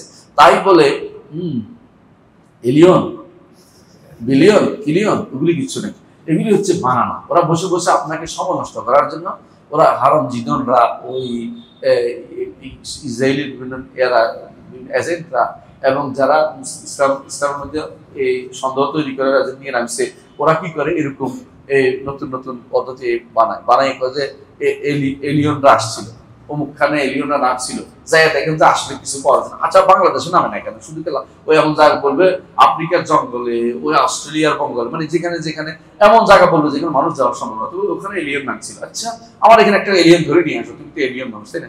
এলিয়ন বসে বসে লিখছে কে? বাংলাদেশের এক ষাঁড় এবং তার বাইক নিয়ে সারাক্ষণ শুধু এলিয়ন নিয়ে বই লিখে ফেলছে, যুবকদের মাথাটা নষ্ট করে দিয়েছে এটা পড়তে পড়তে। এইগুলি পড়া অর্থ হচ্ছে আপনার মাথার ভিতরে ইচ্ছা করে গোবর ঢুকাচ্ছে, ইচ্ছা করে গোবর ঢুকাচ্ছে। এগুলি পড়বেন না, তথাকথিত ওই ব্যক্তির বই পড়বেন না। ওই ব্যক্তি বিভিন্ন ইউনিভার্সিটি টিচার হতে পারে, কিন্তু সেই ব্যক্তি হচ্ছে মানে ষাঁড় যথাযথভাবে ইসলাম নষ্ট করার জন্য নিয়েছে। এই কাহিনীগুলো শুনে আশ্চর্য হলো। এরা কি করছে যে একখানে গেছে, যাইয়া দেখতেছে বিমান উঠতেছে, এবং সে দেখতেছে শুধু ওই রাষ্ট্রটা শুধু মহিলাদের, ওখানে কোনো পুরুষ নেই। মানে শিখেছে কি শিখেছে যে আমরা দেশটা মহিলা বানাই, মহিলা দিয়ে দিতে হবে, আমরা একেবারে মরে যাই সবাই পুরুষরা, নাকি? এ সালা কি করতেছে বসে বসে এগুলি যুবকদেরকে শিক্ষা দিতেছে, বুঝছেন? ওই কিশোর লিখতেছে। কিশোর উপন্যাস লেখার দরকার নেই, কিশোরদেরকে কোরআন হাদিসে ব্যস্ত রাখা দরকার। কিশোরদেরকে উপন্যাসের মধ্যে ব্যস্ত রাখলে আর তারা দিন শিখার সময় পাবে না, বড় হলেও তখন তার নাস্তিকতা বড় হবে। এই জন্য কিশোর দিয়ে যারা মনে করে কিশোরদের উপন্যাস লিখি, ওরাও লিখছে আমিও লিখি, এর অর্থ হচ্ছে ওরা একটা অন্যায় করছে আমি আরেকটা অন্যায় তৈরি করে দিই, এটা হবে না। ওদেরকে আপনি কোরআন হাদিসের মধ্যে ব্যস্ত রাখেন। কিশোররা কোরআন পড়বে, হাদিস পড়বে, দিন নিয়ে গবেষণা করবে, দিন নিয়ে গবেষণা করবে, দিন এবং দুনিয়া নিয়ে ব্যস্ত থাকবে, এটা হলো শরীয়তের বিধান। কিশোররা বসে বসে এমন বই পড়বে যে বসে আগা নাই গোড়া নেই, এগুলি হচ্ছে ওয়ান্তুম সাবিদুন। আল্লাহ তাআলা বলছে রাত্রি জাগরণ করে করে যেটা পড়া নিষিদ্ধ, এটা সাহার এবং বেশি বেশি সময় নষ্ট করা, এগুলি হারাম, কোনোদিনও জায়েজ নাই। এই উপন্যাস পড়তে পড়তে সকালে চলে গেছে, একটা গল্প পড়তে পড়তে সারা শেষ করে ফেলেছে। নামাজের কোনো খবর নাই, দিনের কোনো খবর নাই, নামাজ কালাম বাদ, ক্লাস পরীক্ষা বাদ সব বাদ দিয়া সারাক্ষণ উপন্যাস আর হ্যারি পটার আর গরি পটার পড়তে পড়তে সব শেষ করে দিয়েছেন। এগুলি দিয়ে আপনার জীবনটা নষ্ট করে দিচ্ছে। এগুলি কোনোদিন ইমানদারের কাজ হতে পারে না। এই জন্য ইমানদার কি করবে? সে বুঝবে যে আল্লাহ তাআলা তিনি আসমানও সৃষ্টি করেছেন, জমিনের সৃষ্টি করেছেন। ওয়ামিনাল আরদি মিসলাহুন্না, জমিনের মতো আসমানের মতো জমিনেও 7টি স্তবক রয়েছে এবং এই জমিনটি এই 7টি স্তরে পূর্ণ রয়েছে। এটা আপনি সব স্তরে যেতে পারবেন না, মানুষ জমিন ভেদ করা কঠিন। জমিনটা এত সমান্তরালভাবে সুন্দরভাবে আলো দিয়েছেন, কেউ নিচের দিকে পা দিয়ে নাই, সব উপর দিকে মাথা দিয়ে আছে, নিচের দিকে মাথা দিয়ে নেই। অর্থাৎ অনেকে হয়তো মনে করতে পারেন আমেরিকা ওরা নিচের দিকে মাথা দিয়েছে, না, ওরাও এইভাবে। আপনি কোন জায়গাতে এটা আরেক দিকে ঘুরতেছে এটা কেউ বলার কোনো, এমন ভাবে আল্লাহ তাআলা এটাকে সাজিয়েছেন এই জমিটাকে। সুতরাং কেউ যেন আবার মনে না করে যে আমেরিকানরা নিচের দিকে মাথা দিয়ে আছে, এটা মনে না করে। অনেকে মনে করে আমরা যে আল্লাহ আরশ উপরে বলি, তাই না, আসমান উপরে বলি, আমেরিকানরা তো নিচের দিকে না, আমেরিকা নিচের দিকে, আমেরিকা ওই দিকে দিয়ে মাথা দিয়ে আছে। কারণ কোন জায়গাতে এটা ঠিক এমন ভাবে আল্লাহ তাআলা বানিয়েছে, ঠিক কোনো এক জায়গা দিয়ে এসে ঘুরে যায় না, বুঝলেন না কথা? এত স্লোলি, এত সুন্দর করে তিনি রেখে সাজিয়েছেন। দূর থেকে এটা গোলক মনে হবে, যারা এখানে থাকবে তারা মনে করবে প্লান্ট, তাদের কাছে প্লান্ট। যারা দূর থেকে গ্রহে যায় দেখেন, বাইরে যেয়ে দেখেন, তখন সেটাকে আপনার কাছে একটা পৃথিবীটা গোলকের মতো মনে হবে। সমুদ্রের বলয়ের বাইরে যেয়ে দেখেন এটা গোলক মনে হবে আপনার কাছে। এরকম সুন্দর করে আল্লাহ তাআলা পৃথিবীতে সৃষ্টি করেছেন। এটার ভিতরে 7টা স্তর রয়েছে। এটাই হচ্ছে সাবা সামাওয়া সাবমিল আরদি মিসলাহুন্না। এটাই আমরা মনে করছি যে বিশুদ্ধ তাফসীর, আরবা এটাই বলেছেন বিশুদ্ধ তাফসীর হিসেবে, যে এটাই বলেছেন। এখানে মূল কথা এটা আসে না, এখন আমি বলতেছি মূল কথা কি। আল্লাহ তাআলা বলেন ইয়াতানাজ্জালুল আমরু বাইনাহুন্না, আল্লাহ তাআলা আসমান থেকে তার নির্দেশ, অর্ডার এগুলির মধ্যে নাযিল করেন। অর্থাৎ এই আসমানের উপর নাযিল করেন, উপর থেকে আসমান থেকে আসমান উপর দিয়ে জমিনের মধ্যে আসা অর্ডার আসে, যে ক্ষণিকের মধ্যে অর্ডার আসে। ক্ষণিক কিরকম? ক্ষণিকের মধ্যে মুহাম্মদ রাসূলুল্লাহ সাল্লাল্লাহু আলাইহি ওয়াসাল্লামকে একজনের প্রশ্ন করেছে, ধরেন ইয়াসআলুনাকা আনিস সাআতি আইয়ানা মুরসাহা কুল ইন্নামা ইলমুহা ইনদা রাব্বি, সঙ্গে সঙ্গে ওহী নাযিল, আপনাকে জিজ্ঞাসা করছে কিয়ামত সম্পর্কে, বলুন এটার জ্ঞান কার কাছে? আল্লাহর কাছে। আর রাসূলুল্লাহ সাল্লাল্লাহু আলাইহি ওয়াসাল্লাম হয়তো চিন্তা করতে কি জবাব দিবেন। এমন সময় ফেরেশতা নাযিল হচ্ছে, কত দূর থেকে? 1 মাইল দূর। হ্যাঁ, কত দূর? আসমান। মানুষ এখন আলোর গতি নিয়ে টেনশনে আছে। আলো, যত আলো আছে সমস্ত গতি হচ্ছে আসমানের নিচে, বুঝছেন কথা? যতগুলি গ্রহ নক্ষত্র এগুলি আসমানের নিচে, আসমানে কেউ ওঠেন। আসমান উপরে 7 আসমান ভেদ করে গিয়ে সেই ওহী নিয়ে আবার রাসূলের কাছে ক্ষণিকের মধ্যে আছে। সুবহানাল্লাহ। সেই হিসাবটা আপনি কি মনে করতে পারেন এটাকে? আল্লাহ তাআলা বলেন তিনি হচ্ছেন সে আল্লাহ, তিনি হচ্ছেন সে আল্লাহ। লিতাআলামু আন্নাল্লাহা আলা কুল্লি শাইইন কাদির, যাতে তোমরা জেনে নাও আল্লাহ সব কিছু করতে সক্ষম। আসমানও সৃষ্টি করেছেন 7 স্তবক, জমিনও 7 স্তবক। এবং কি জমিনের মাঝখানে ভাতৃত্বের কথা তিনি বলেন নাই, কিন্তু আসমানের মাঝখানে তো ফারাক আছে, এটা মুহাম্মদ রাসূলুল্লাহ সাল্লাল্লাহু আলাইহি ওয়াসাল্লামকে জানিয়েছেন। তিনি বলেছেন এক আসমান থেকে আরেক আসমানের দূরত্ব কত, সেটা বলেছেন 500 বছরের রাস্তা। এবং সেটা 500 বছর কিসের? বিমানের, বোরাকের? কিছুই বলেন না। এর অর্থ হচ্ছে আল্লাহ জানে কত, এটা কিসের 500 বছর। বুঝতে পারছেন? 500 বছরের রাস্তা, ফেরেশতা আসে ক্ষণিক, হ্যাঁ চলে আসছে, কোনো কিছু নেই। এত এত দ্রুত আসে যে আপনার চিন্তার আগে চলে আসতেছে। এটা হচ্ছে আল্লাহ তাআলার পাওয়ার। তার এই পাওয়ার অসাধারণ পাওয়ার। লিতাআলামু আন্নাল্লাহা আলা কুল্লি শাইইন কাদির, তোমরা জেনে নাও তিনি কত কিছু করতে সক্ষম, তিনি কত কিছু করতে সক্ষম। ওয়া আন্নাল্লাহা ক্বাদ আহাতা বিকুল্লি শাইইন ইলমা, শুধু তাই না, শুধু সক্ষমতা তা নয়, জগতের কোথায় কি আছে না আছে ইলম দিয়ে তিনি সেটাকে যথাযথভাবে ঘিরে রেখেছেন। হ্যাঁ, ঘিরে রাখা কোরআনে কারীম আল্লাহ তাআলা বারবার বলছেন, আল্লাহ তাআলা সবকিছু ঘিরে রেখেছেন। অনেকে মনে করতে পারেন যে তার ঘিরে রাখা তো আমরা যেরকম ঘিরে রাখি এরকম, এটা বলা যায় নাই। এটা হলে কি হয়ে যাবে? শিরক হয়ে যাবে এবং তাশবিহ হয়ে যাবে। আল্লাহ তাআলা কি দিয়ে ঘিরে রাখছেন? ইলমের মাধ্যমে। তিনি আরশের উপর থেকে সবকিছু ইলমের মাধ্যমে ঘিরে রাখছেন। আপনি এখানে বসে আছি, আপনি বসে আছেন, আমি বসে আছি, কথা বলতেছি, আল্লাহ তাআলা তার ইলমের মধ্যে সবকিছু যথাযথভাবে সেটা ঘিরে রেখেছেন। ফেরেশতারা সেটাকে লিখতেছেন এবং এখানে বিশাল সংখ্যক ফেরেশতা উপস্থিত আছেন, যারা চারপাশে বসে বলতেছেন হালুম্মু ইলা তাআমিকুম, আসো তোমাদের খাবার দিয়ে চলে আসো। এবং বলতেছেন এখানে আসো, এখানে তোমাদের বুগিয়াত, তোমাদের যে চাওয়া পাওয়া এখানে তোমরা পাবে। কি? সেখানে ইলমুল মজলিস, এবং সেখানে জিকিরের মজলিসে তারা হাজির হয়ে থাকে। রাসূলুল্লাহ সাল্লাল্লাহু আলাইহি ওয়াসাল্লাম বলেছেন সেখানে যে ফেরেশতারা তখন বলতে থাকে আপনারা এখানে আসো। এই যে জিনিসটা আল্লাহ তাআলা তিনি জানেন সব, ফেরেশতারা কি করতেছে, আমরা কি করতেছি, আপনি কি করতেছেন, অমুক কি করতেছেন, সবই তার ইলমের মধ্যে আছে। এই জিনিসটা জানানোর জন্য তিনি সব সৃষ্টি করেছেন। আসমান, জমিন, এর মাঝে যা আছে, এর মাঝে কি আছে? আমিও, আপনিও, প্রাণীকুলো ও পোকামাকড় সবকিছু সৃষ্টি করেছেন লিতা আলামী, এটা জানার জন্য আমরা আল্লাহ সবকিছু করতে সক্ষম। এবং আর কি, তিনি সবকিছু তার জ্ঞানের মধ্যে সবকিছু পরিবেষ্টন করে আছেন, তার জ্ঞানের বাইরে কোনো কিছু নাই। হ্যাঁ, জমিনের বুকে আল্লাহ তাআলা কোরআনে কারীম বলেছেন যে জমি কোনো কিছু যদি কোনো অন্ধকার কিছুতে রাখা হয়, অন্ধকার কিছুতে রাখা হয়, এবং সেটা যদি কোনো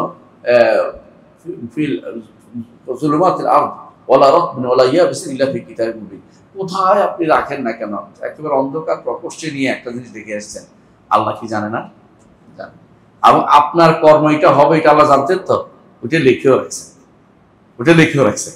মানে এটা লহে মাহফুজে লেখা আছে, অমুকে এত তারিখে ওই লুকুচুরি করতে যাবে, আমাকে না দেখাইয়া এটা রাখতে যাবে, এটা লেখা আছে। আপনার কোনো কিছু পালানোর কোনো সুযোগ নেই, পালানোর কোনো সুযোগ নেই। এই আল্লাহকে যদি জানতে পারে, প্রথম কাজ। সৃষ্টি কেন করেছেন? এক নম্বর আল্লাহকে জানার জন্য, আল্লাহকে চেনার জন্য। আল্লাহকে যদি চিনতে পারেন, দ্বিতীয় কাজটা আসবে। চিনে কি বসে থাকবেন না, সেটা কি? আল্লাহর ইবাদত করতে হবে, 2 নম্বর কাজ। দ্বিতীয় ইবাদত দলিল সূরা যারিয়াতে 56 নম্বর আয়াত আল্লাহ তাআলা বলেন, ওমা খালাকতুল জিন্না ওয়াল ইনসা ইল্লা লিয়াবুদুন, মানুষ এবং জিনকে শুধুমাত্র আমার ইবাদত করার জন্য আমি সৃষ্টি করেছি।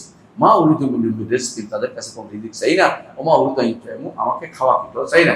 ইন্নাল্লাহু রাজ্জাকু যুল কুওয়াতিল মাতিন, তিনি রাজ্জাক, রিজিক দাতা, যুল কুওয়া, ক্ষমতাবান ও মাতিন, সুদৃঢ় ব্যবস্থাপক, তিনি সেটা ব্যবস্থাপনা করেছেন।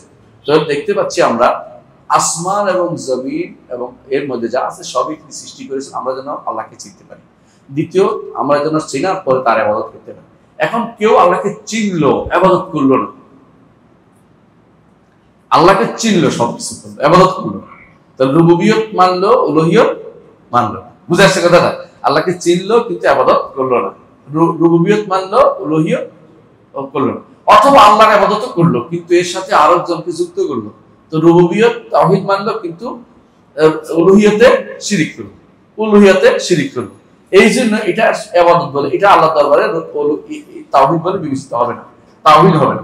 এই জন্য আল্লাহ তাআলা বলেছেন, ওয়া মা ইউমিনু আকসারুহুম বিল্লাহি ইল্লা হুম মুশরিকুন, তাদের অনেকেই আল্লাহ সম্পর্কে জানে, ঈমান রাখে যে আল্লাহ একজন স্রষ্টা আছেন। কেন? তিনি স্রষ্টা, আমি নিজেকে সৃষ্টি করি নাই, নিজেকে নিজে তৈরি করি নাই, এবং আমি বিনা সৃজন, আমি সৃজিত একটা সত্তা, তো আমার একজন স্রষ্টা আছে, এটা কিন্তু মানতে বাধ্য। কিন্তু ইবাদত করতে চায় না। এদেশের বেশিরভাগ মানুষই আল্লাহকে মানে, আপনি মনে করছেন আল্লাহকে মানলে জান্নাত যাবে? না, আল্লাহকে মানলে আল্লাহর নাম গুণ দিয়ে আল্লাহকে মানতে হবে, আল্লাহ তাআলা কর্মগুলো আল্লাহর জন্য স্বীকৃতি দিতে হবে, একমাত্র তারই ইবাদত করতে হবে, তখন শুধুমাত্র জান্নাতে যাওয়ার পথ হবে। এর আগ পর্যন্ত আপনি মুশরিক থেকে যাবেন, কাফের থেকে যাবেন। আল্লাহ তাআলা বলেছেন, ওমা আকসারুহুম বিল্লাহি ইল্লা হুম মুশরিকুন, তাদের অধিকাংশই আল্লাহর উপর ঈমান আনে, তবে শিরক মিশ্রিত ঈমান।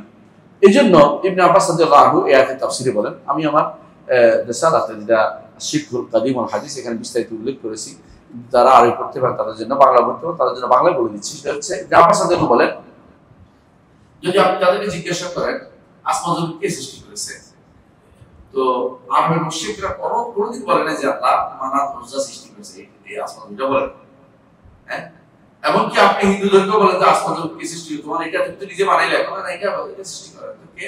ব্রহ্ম, ব্রহ্মা নাম, ব্রহ্ম, হ্যাঁ, যিনি নির্গুণ, ইত্যাদি ইত্যাদি কথা তারা বলে। এর অর্থ হচ্ছে তাদের মধ্যে তারাও নিজেদেরকে স্রষ্টা হিসেবে দাবি করে না, তারা স্রষ্টা একজন আছে স্বীকার করে। এই স্বীকার কি জান্নাত যাবে?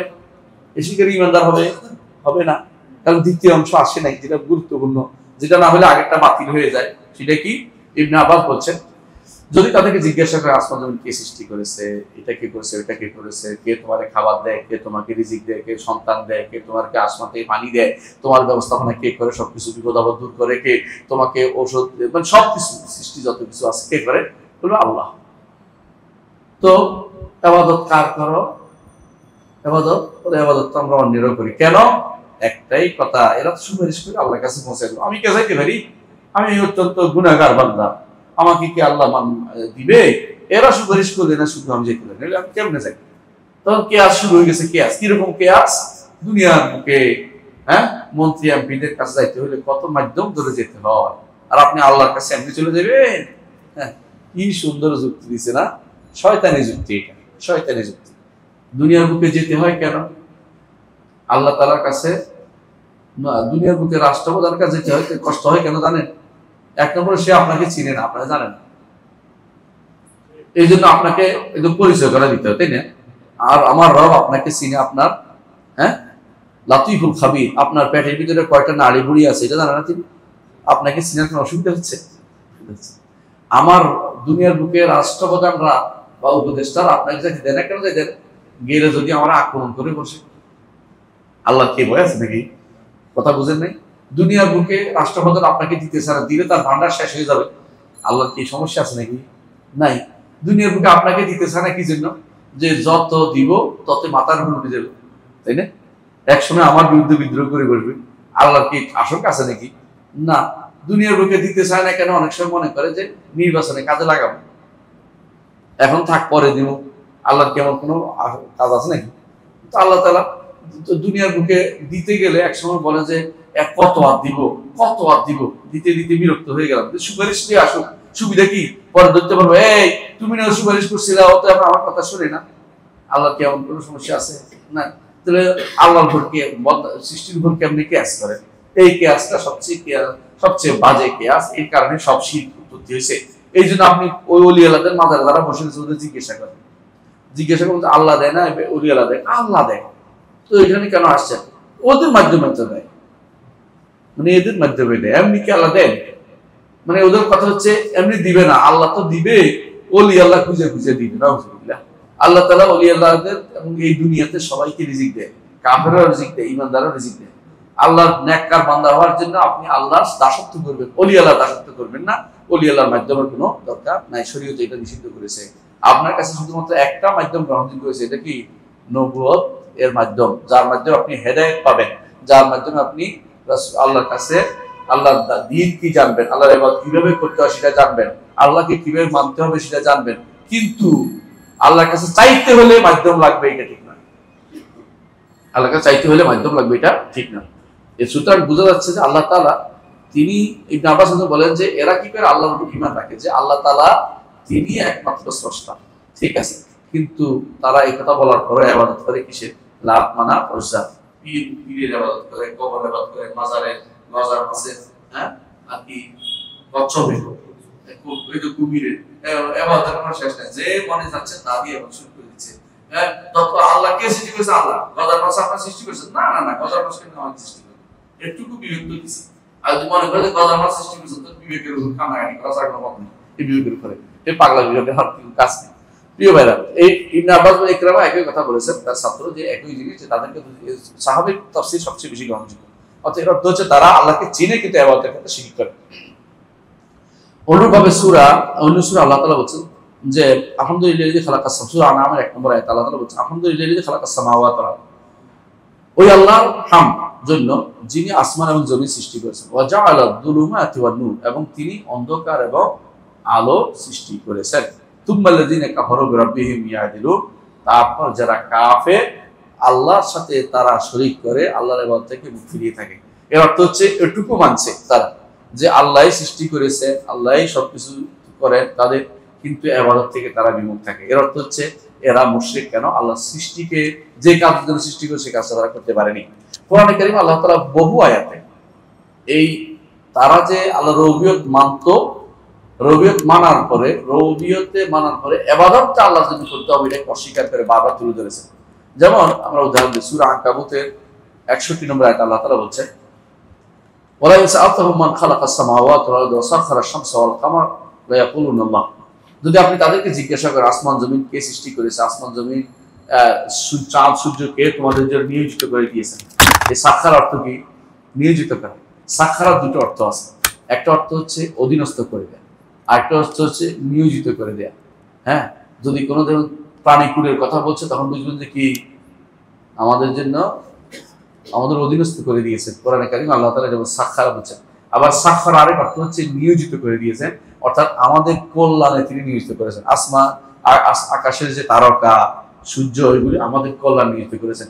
সূর্য যদি কোনো কয়দিন না থাকে কি অবস্থা তৈরি হয়ে যায়, চাঁদ যদি কোনো ঠিক মতো না ওঠে, ফুল ফল ঠিক মতো আদায় হয় না, যদি কোনো ঢাকা পড়ে যায়, তো আপনি যদি কোনো এরকম হারিয়ে যাচ্ছে কি অবস্থা হবে চিন্তা করেছেন? আল্লাহ তাআলা সেটা করেছেন। কিন্তু আপনি যদি তাদেরকে জিজ্ঞাসা করেন কে এগুলি করেছে, আল্লাহ, আল্লাহই করেছে। কিন্তু তারা কি করে? হ্যাঁ, আল্লাহর সাথে শরীক করে। আল্লাহ তাআলা বলেন ফাআন্না ইউফাকুন, কোন দিকে যাচ্ছ? যে আল্লাহ সৃষ্টি করেছে ওই আল্লাহর ইবাদত করো, ওই আল্লাহরই তোমার ইবাদত করা উচিত। অন্য আয়াতে আল্লাহ তাআলা বলেছেন সূরা আনকাবুতের 63 নম্বর আয়াতে, ওয়ালা ইন সাআলতাহুম মান খালাকাস সামাওয়াতি ওয়াল আরদ লা ইয়াকুলুনা আল্লাহ, আসমান জমিন কে সৃষ্টি করেছে? বলবে আল্লাহ। তারপরে বলছে আল্লাহ তাআলা কুলিল হামদুলিল্লাহ, এটা সৃষ্টি করার পর তারা কি করে? আল্লাহ থেকে বিমুখ হয়ে থাকে। আল্লাহ সৃষ্টি করছে, তিনি সৃষ্টি করেছেন মানে, তারপর আল্লাহ ইবাদতের ক্ষেত্রে একমাত্র আল্লাহর ইবাদত করে না। আল্লাহ তাআলা বলছেন কুল, বলুন আলহামদুলিল্লাহ। আলহামদুলিল্লাহ ইবাদত না, উত্তম ইবাদত, তাই না? উত্তম ইবাদত অন্তর্ভুক্ত। এই জন্য উত্তম আলহামদুলিল্লাহ, লা ইলাহা ইল্লাল্লাহ উত্তম দোয়া একটা, উত্তম জিকির একটা, তাই না? আপনারা জানেন ভালো করে। তাহলে আলহামদুলিল্লাহ, আলহামদুলিল্লাহ বলুন, আলহামদুলিল্লাহ বলুন, আলহামদুলিল্লাহ একমাত্র হামদ কার জন্য? আল্লাহর জন্য। বাল আকসারুহুম লা ইয়ালামুন, অধিকাংশ সেটা জানে না। অন্য আয়াতে আল্লাহ তাআলা বলছেন যে সূরা রুমের 40 নম্বর আয়াতে যে আল্লাহুল্লাযী খালাকাকুম, আল্লাহ তিনি তোমাদের সৃষ্টি করেছেন। স্রষ্টা কে? আল্লাহ। সুম্মা রাযাকাকুম, তারপর তিনি তোমাদের রিজিক দিয়েছেন। সুম্মা ইউমীতুকুম, তিনি তোমাদের মৃত্যু দিবেন। সুম্মা ইউহয়িকুম, আবার তিনি তোমাদেরকে জীবিত করবেন। হাল মিন শুরাকাইকুম ইয়াফআলু মিন যালিকা শাই, তোমাদের যাদেরকে লাত মানাত উযযা বা উম্মত মুকবির ফকির, এরা কি তোমাদেরকে কোনটা করতে পারে? কোনটাই করতে পারে না। তাহলে আল্লাহ তাআলা বলছেন, শেষে বলছেন এই আয়াতের শেষে, সুবহানাহু ওয়া তাআলা আম্মা ইউশরিকুন, আল্লাহ তাআলা তারা এত কিছু জানার পরও শিরক করতেছে আল্লাহর সাথে। আল্লাহ এর থেকে কতই না পবিত্র।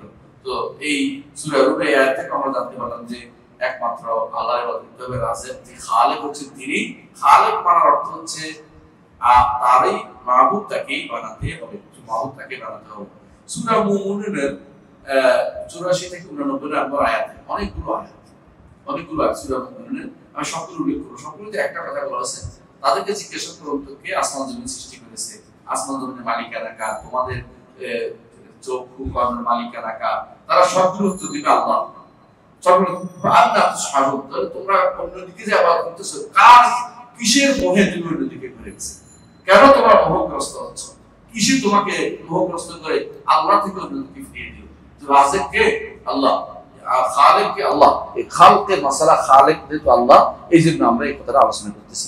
অনুভাবে সূরা নামল 59 নম্বর আয়াতে আল্লাহ তাআলা বলছেন আল্লাহু খায়রুন আম্মা ইউশরিকুন, যে আল্লাহ তোমাকে সৃষ্টি করেছেন সে আল্লাহ উত্তম, নাকি তারা যে শিরক করে সেটা উত্তম? কখনো না, আল্লাহ তাআলাই উত্তম।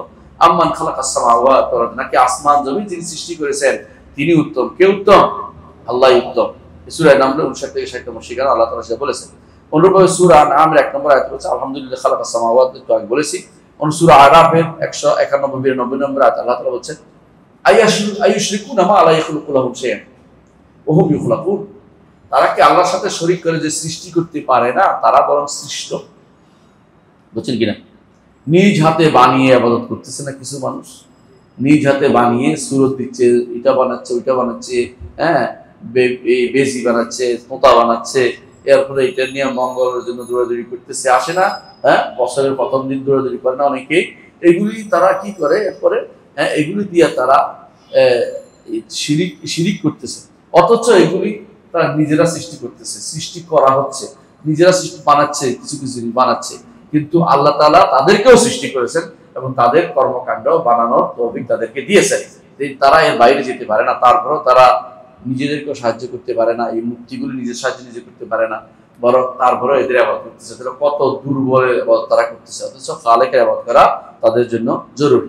আল্লাহ তাআলা কোরআনে কারীমের সূরা আরাফের 194 নম্বর আয়াতে বলেছেন ইন্নাল্লাযীনা তাদউনা মিন দুনিল্লাহি ইবাদুন আমসাল, যাদেরকে তোমরা আল্লাহর ব্যতীত রাখো তারা তোমাদের মতো কি বান্দা, তোমাদের মতো বান্দা। ফাদউহুম, তাদেরকে ডেকে দেখো তো, ফালিয়াস্তাজিবু লাকুম, কোন ডাকে সাড়া দেয় কিনা? সারাদিন ডাকলে কি সাড়া দিবে মূর্তি? কিচ্ছু কোনো সাড়া দিবে না। শুধু কিছুক্ষণ মন কালা খাওয়া, মন কালা বুঝে কতক্ষণ ডেকে ডেকে বলবে যে হ্যাঁ মূর্তি আমার কথা শুনছে, কেমন বুঝছো? মূর্তি শোনার কোনো খবর নেই। হ্যাঁ, বলো তুমি যে শিরিক করতেছো এটা প্রমাণিত হবে। সুতরাং বোঝা গেল যে আমাদের স্রষ্টা কয়জন? একজন। ইবাদত কে পাবে? আল্লাহ। স্রষ্টা আমাদের সৃষ্টি এই জন্য করেছেন যেন আমরা একমাত্র তাকে ভালো করে চিনতে পারি এবং একমাত্র তারই ইবাদত করতে পারি। আল্লাহকে চেনা এবং তার ইবাদত করার জন্য তিনি আমাদের সৃষ্টি করেছেন। আল্লাহ তাআলা কোরআনে কারিমে আমাদের উল্লেখ করেছেন। তাহলে খালেকের অর্থ আমরা বুঝলাম কিনা? খালেক অর্থ বুঝলাম কিনা? আল্লাহ তাআলা কখনো কখনো সৃষ্টির জন্য খালেকের যে শব্দটা ব্যবহার করেছে তখন কি অর্থ হবে?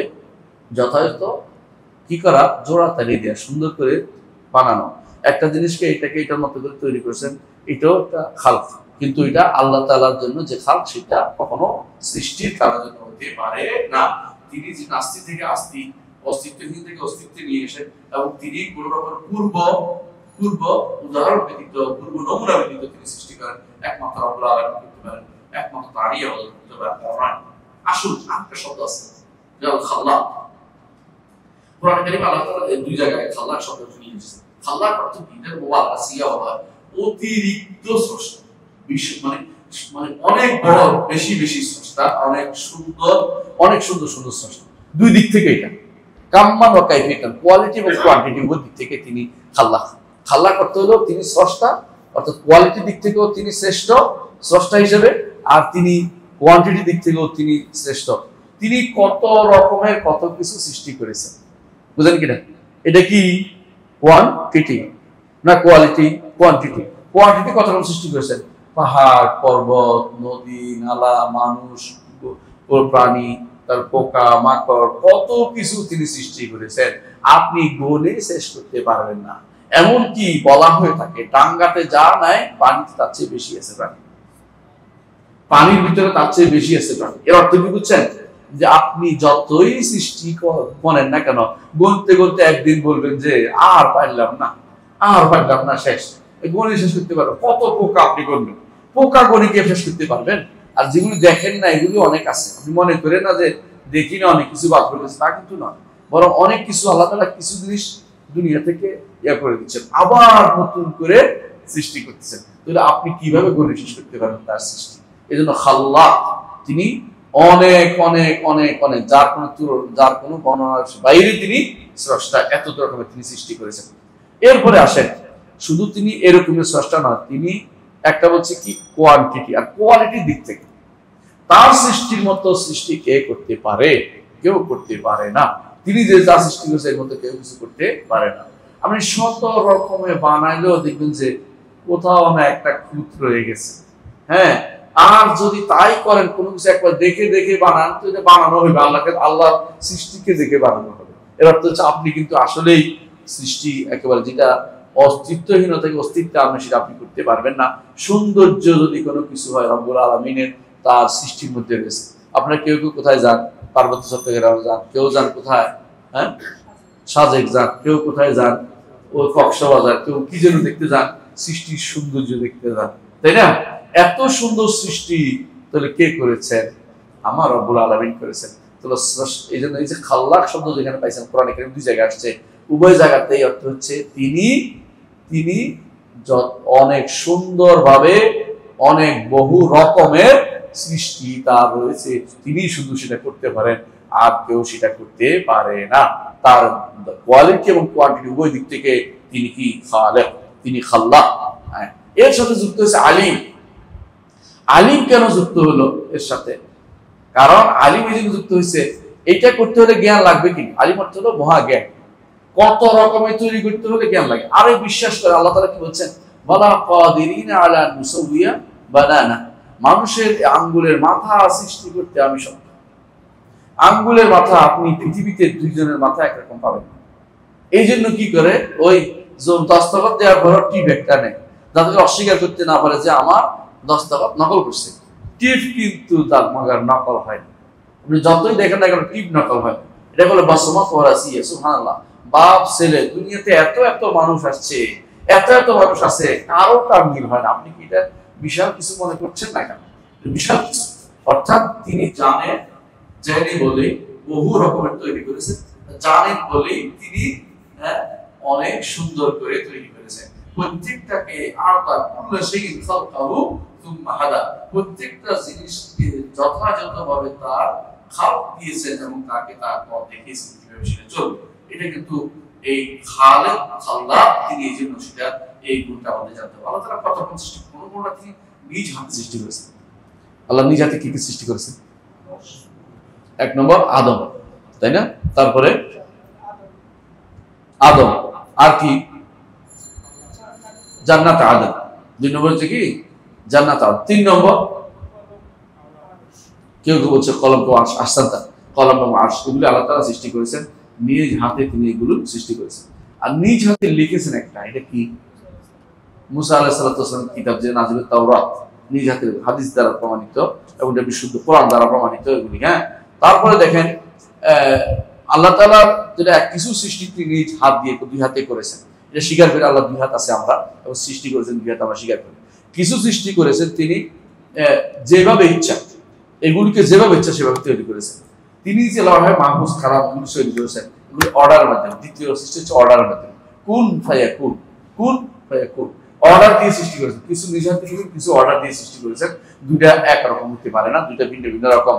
অর্থাৎ যেটা ইচ্ছা এটা তৈরি করেছেন, যেভাবে ইচ্ছা সেভাবে তৈরি করেছেন, যা দিয়ে ইচ্ছা নিজ হাতে তৈরি করেছেন, আবার যেভাবে অর্ডার দিয়ে ইচ্ছা সেভাবে অর্ডার দিয়ে তৈরি করেছেন।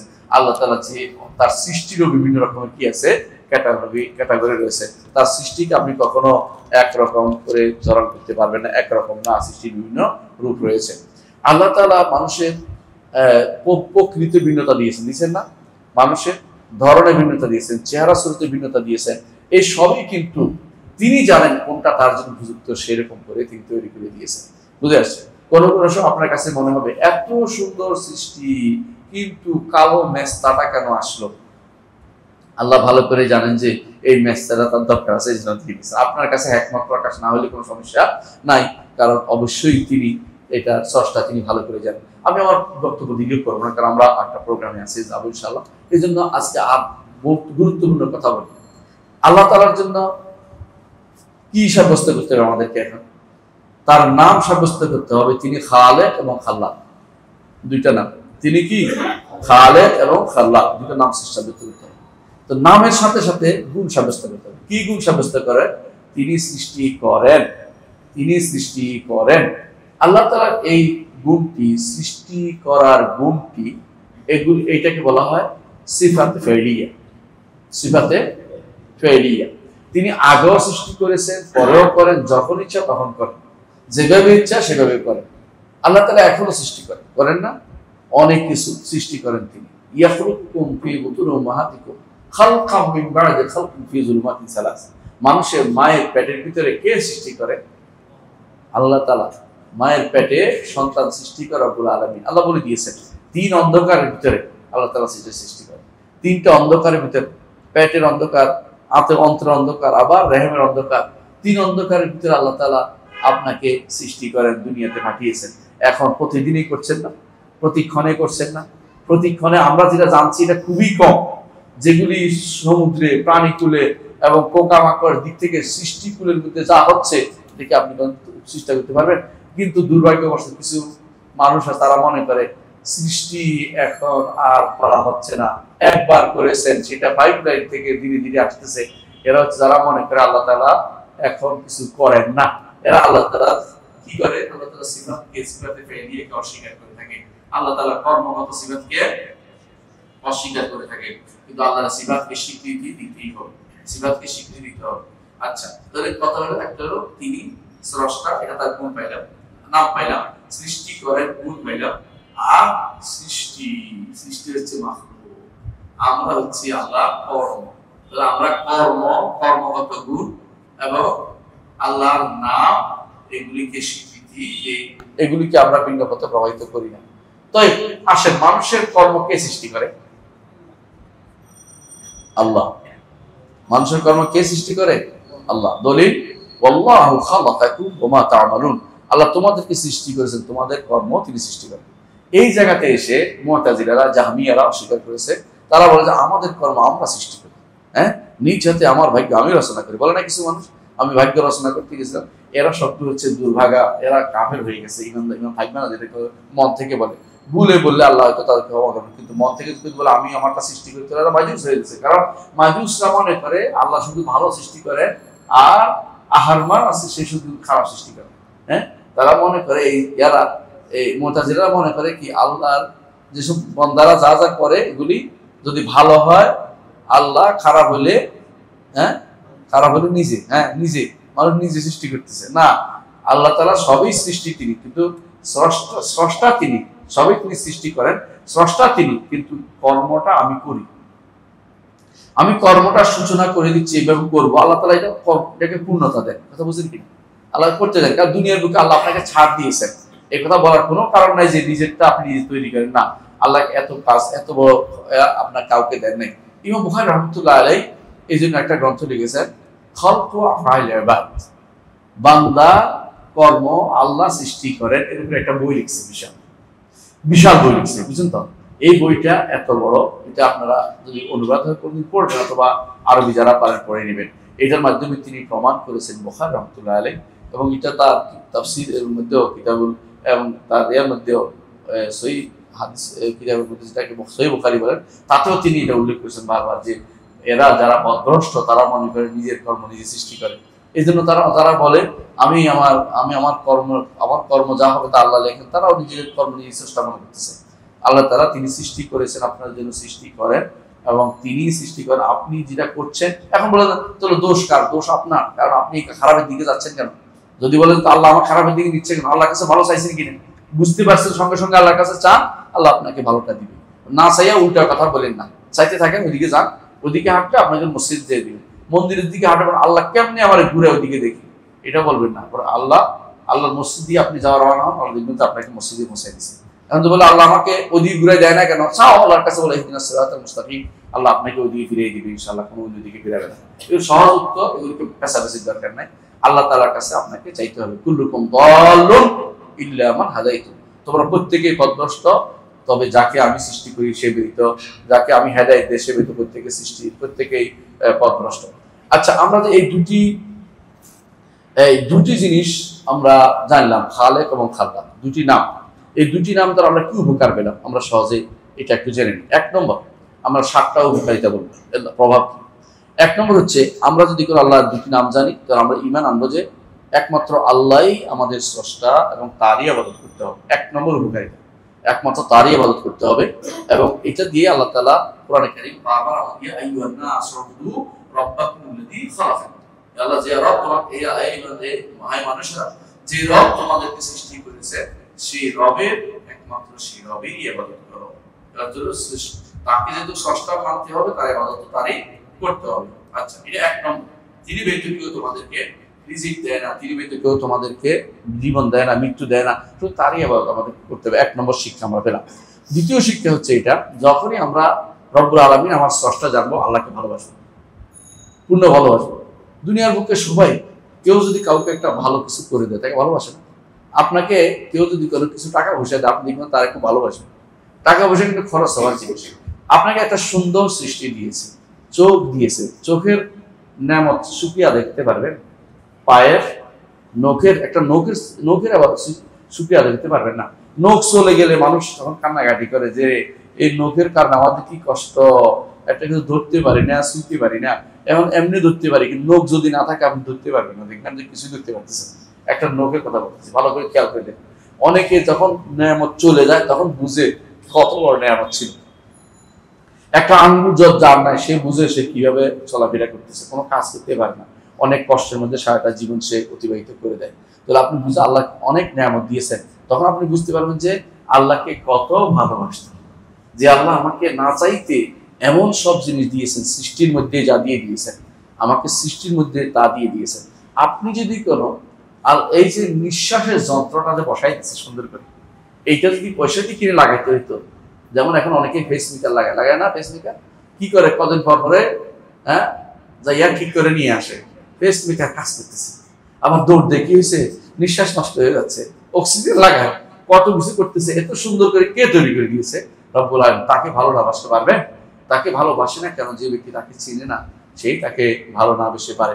দ্বিতীয় যে উপকারিতা হচ্ছে কি, একমাত্র রব্বুল আলামিনকে ভালোবাসা, এবং একান্তভাবে তাকে ভালোবাসা, এবং তার নেয়ামতের জন্য তাকে ভালোবাসা। এটা তা আপনার মধ্যে অবশ্যই তৈরি হবে যদি তাকে ভালো করে চিনতে পারেন, তারা ভালো করে জানতে পারেন জগতের সব কিছু আপনার জন্য তিনি ব্যবস্থাপনা করে দিয়েছেন। চাঁদ সূর্য হতে শুরু করে পিতা মাতার ব্যবস্থাপনা করে দিয়েছেন, এবং তাদের মধ্যে আদর রহমত বরকত সবকিছু আপনার জন্য ব্যবস্থাপনা করে দিয়েছেন। তারা আপনাকে সারা দিন চেষ্টা করে বড় করে তুলেছেন ছোটকাল থেকে। এগুলি যে আপনার মনে হয় তাহলে আপনি কিন্তু এক আল্লাহকে ভালো নামে পাবেন না। 3 নম্বর যে প্রভাব আপনার উপর সৃষ্টি হচ্ছে, আপনি জানতে পারবেন যে সৃষ্টি যিনি করেন তার কিন্তু আরো কিছু গুণের দরকার। কি গুণের দরকার? ক্ষমতা, আর কি দরকার হয়? জ্ঞান, আসান্তা, ক্ষমতা এবং জ্ঞান, তারপর ইচ্ছা, তারপর হ্যাকমত, তাই না? হ্যাকমত এগুলি লাগবে। আর কি লাগবে? জীবন লাগবে, তাই না? আল্লাহ তাআলা এই দেখেন খালেক গুণটা আপনার জন্য হায়াত লাগতেছে, কুদরত লাগতেছে, ইলম লাগতেছে, ইরাদা লাগতেছে, হিকমত লাগতেছে, আরো 5টা গুণকে বাধ্যতামূলক করে দিয়েছে। ইলম সহ 5টা গুণকে বাধ্যতামূলক করে দিয়েছে না? তাহলে বোঝা গেল যে খালেক আল্লাহর নাম তখন মানছি, আল্লাহ একটা খালেক, গুণ মানছি যে তিনি সৃষ্টি করেন, এর সাথে আরো অনেকগুলো গুণ সাব্যস্ত হয়ে যাচ্ছে রব্বুল আলামিনের জন্য। তো তৃতীয় যে লাভটা আমাদের, আমরা যখন আল্লাহর জন্য স্রষ্টা গুণ নাম সাব্যস্ত করবো, অনেকগুলো গুণ তার জন্য সাব্যস্ত করবো। চতুর্থ, যখন আমরা আল্লাহ তাআলা আমার স্রষ্টা মানব, তখন শরীয়ত কার থেকে নিব? আল্লাহ থেকে নিব। আর দুনিয়ার কারো কাছে বিচার প্রার্থী, দুনিয়ার কোন বিধানের কাছে বিচার প্রার্থী হব না, একমাত্র রব্বুল আলামিনের কাছেই আমি বিচার প্রার্থী হব এবং শরীয়ত তার থেকে নিব। তার শরীয়তের বাইরে পুরো শরীয়ত দিয়ে আমি কোনো কিছু করতে রাজি হব না, কারণ তিনি আমাকে সৃষ্টি করেছেন, তিনি আমাকে পথ দেখিয়েছেন, তিনি যেমন সব কিছুকে সৃষ্টি করেছেন এবং আমাদের জন্য অতিরিক্ত একটা জিনিস দিয়েছেন। মনে হচ্ছে কিনা সৃষ্টিকে অর্ডার দিয়ে চালাচ্ছেন, আর আমাকে অর্ডার দিয়েছে হচ্ছে সাথে একটা গাইডলাইন দিয়েছে। আমাকে দুইটা মানতে হচ্ছে, আমাকে মানতে হবে যে তিনি এদিক থেকে হাকিম আর তিনি হুকুমও দিয়েছেন, তিনি অর্ডারও দিয়েছেন জগৎ চলার জন্য, আমার জীবন থাকার জন্য, আবার অর্ডারও দিয়েছেন জগতে কিভাবে চলতে হবে, গাইডলাইন হিসেবে কোরআন এবং সুন্নাহ আমাকে দিয়েছেন। এর ভিতরে আমাকে চলতে হবে, তার কথা অনুসারে সালাত আদায় করতে হবে, তার কথা অনুসারে বিচার আচার করতে হবে, তার কথা অনুসারে রাষ্ট্র পরিচালনা করতে হবে। যখন আমি আল্লাহ তাআলার খালেক নামটি জানবো, তখন এর জিনিসগুলো আমার কাছে স্পষ্টভাবে প্রমাণিত হবে। আমরা বুঝতে পারছি? আচ্ছা, আলহামদুলিল্লাহ। 5 নম্বর যে উপকারিতা পাবো তা হচ্ছে যে যখন আমি জানবো যে আল্লাহ তাআলাই সবকিছু স্রষ্টা, তখন আমি এটা শিখিয়ে দিব যে ছোট বড় যত কিছু আছে সব কিছু তিনি জানেন। অর্থাৎ ইলমুল গায়ব একমাত্র তার জন্য সাব্যস্ত হবে। আমি যত চেষ্টা করি লুকাইতে পারবো না কোনো কিছু, আমি যত কিছুই করি না কেন আমার থেকে তিনি সবকিছু জানবেন, কারণ তিনি স্রষ্টা। এই জন্য তিনি বলেছেন আলা ইয়া'লামু মান খালাকা ওয়া হুয়াল লাতীফুল খাবীর, যিনি সূক্ষ্মদর্শী সবকিছু, যিনি কি জানবেন না? যিনি সৃষ্টি করেছেন তিনি সবই জানবেন। কিন্তু আমি পালাতে চেষ্টা করে কোথাও যেতে পারবো না, আল্লাহ থেকে পালানোর কোনো জায়গা নেই, তার দিকেই পালাতে হবে। লা মানজা ওয়ালা মানজা ইল্লা ইলাইকা। কখন এই দোয়াটা পড়ে? হ্যাঁ, কখন দোয়াটা পড়ে? ঘুমানোর সময় দোয়াটা। দেখছেন? আলহামদুলিল্লাহ। ঘুমানোর সময় আল্লাহ, পালানোর কোনো জায়গা নেই, নাজাতের কোনো জায়গা নেই, তোমার কাছে পালিয়ে আসতেছি। এই জন্য কোরআনে কারীম আল্লাহ তাআলা বলেছেন ফাফিরু ইলাল্লাহ, আল্লাহর দিকে পালিয়ে আসো, আল্লাহর দিকে পালিয়ে আসো। যেহেতু আমার কোনো জায়গা নেই, আল্লাহর দিকে পালিয়ে আসতে হবে। তিনি সবকিছু জানেন, সুতরাং দুনিয়ার লোকে মানুষ পালিয়ে বেড়াতে পারবে না, মনে করবে কি একমাত্র তিনি আমার সবকিছু দেখবেন জানবেন, আমি কিন্তু পালানোর কোনো সুযোগ আমার কাছে নাই। ষষ্ঠ, সেটা হচ্ছে আল্লাহ তাআলার আজমত মহত্ব আপনার অন্তরে ধারণ করবেন, তাকে বড় করবেন, তাকে সম্মানিত করবেন এবং সবকিছু যখন তাকাবেন সৃষ্টিকুলের দিকে তাকাবেন, তার সৃষ্টির দিকে তাকিয়ে আল্লাহর মহত্বকে অবশ্যই আপনি অন্তরের মধ্যে ধারণ করবেন এবং তার মধ্যে সৃষ্টির মধ্যে যে সামঞ্জস্যতা, একটার সাথে একটা মিল, আপনি আশ্চর্য হবেন এত সুন্দর মিল কিভাবে হলো। এক সৃষ্টি আরেক সৃষ্টির জন্য উপকারী করে তৈরি করেছে, সৃষ্টির খাবারের ব্যবস্থা করেছে, একটা আরেকটার খাবারের মতো ব্যবস্থাপনা করে দিয়েছে। একটা সৃষ্টি মাছ তৈরি না করলে, গরু তৈরি না করলে আমরা খাওয়ার থেকে দূরে পড়ে যেতাম। এই যে সুন্দর জিনিস যত বেশি করবেন তত বেশি আল্লাহর আজমত মহত্বকে আপনি অন্তরে ধারণ করবেন। 7 নম্বর, আল্লাহর সৃষ্টি যখন আপনি জানতে পারবেন, তখন আল্লাহ তাআলা সম্পর্কে জানবেন, তখন আল্লাহ তাআলা তিনি খালেক, তখন আপনি জানবেন যে খালেক অবশ্যই মাখলুক থেকে আলাদা, খালেক মাখলুক থেকে আলাদা, তিনি উপরে আমরা নিচে, কারণ সেখান থেকে অর্ডার আসে আর সেটা সৃষ্টি হয়, তিনি সেখান থেকে অর্ডার দেন, তিনি স্রষ্টা সৃষ্টি থেকে আলাদা, এটা আপনাকে তখন জানবেন। স্রষ্টা সৃষ্টি একাকার করে দেখার কোনো সুযোগ নেই এবং তখন আপনি আল্লাহ তাআলা তার সত্তা, নাম, গুণ এগুলি দিয়ে তিনি কোথায়? উপরে। স্রষ্টা, নাম সবগুলি তিনি উপরে। আমাদের কাছে শুধুমাত্র একটা গুণ আসছে, এটা কি বলেন তো? কোরআনে কারীম, একেবারে হুবহু কোরআনে কারীম আল্লাহর গুণটা আমাদের কাছে। আর কোন গুণ প্রভাব আসছে আমাদের উপর যে রহমত হয়, আল্লাহর গুণের প্রভাব, আমাদের কাছে যে মাগফিরাত ক্ষমা হয়, আল্লাহর ক্ষমা গুণের প্রভাব পড়ে আমরা ক্ষমা প্রাপ্ত হই। কিন্তু একটা গুণ সরাসরি আসে, এটা হচ্ছে আল্লাহর বাণী, এটাকে পড়লে তার নৈকট্য অর্জন করতে পারবো। এই জন্য আল্লাহ তাআলা তিনি উপরে, আমরা নিচে, স্রষ্টা উপরে, সৃষ্টি নিচে, আলাদা, একটার সাথে একটাকে একসাথে করার কোনো সুযোগ, এটাকে একসাথে করার সুযোগ নাই। যে ব্যক্তি একসাথে করবে সে ব্যক্তি কাফের, সে ব্যক্তি কাফের, এবং তার ব্যাপারে আমাদের ঈমানদার বলে কোনো সুযোগ নেই, ঈমানদার বলার কোনো সুযোগ নাই। তাহলে আমরা বুঝতে পারছি আলহামদুলিল্লাহ আমরা সাতটি প্রভাব আমরা উল্লেখ করলাম। তার অর্থ হচ্ছে আল্লাহ তাআলাকে খালেক এবং খাল্লাক জানার মধ্যে বিশাল উপকারিতা রয়েছে। দুটি নাম আজকে আমরা শিখলাম, ইনশাআল্লাহ পরবর্তীতে আমরা আরো শিখব। আল বারিক ওয়াল মুসাওবির, আল্লাহু খালিকুল বারিকুল মুসাওবির, বারিক ও মুসাওবির দুটি নাম আগামী ক্লাসে আমরা পড়ব। সুবহানাকাল্লাহুম্মা ওয়া বিহামদিকা, আশহাদু আল্লা ইলাহা ইল্লা আনতা, আস্তাগফিরুকা।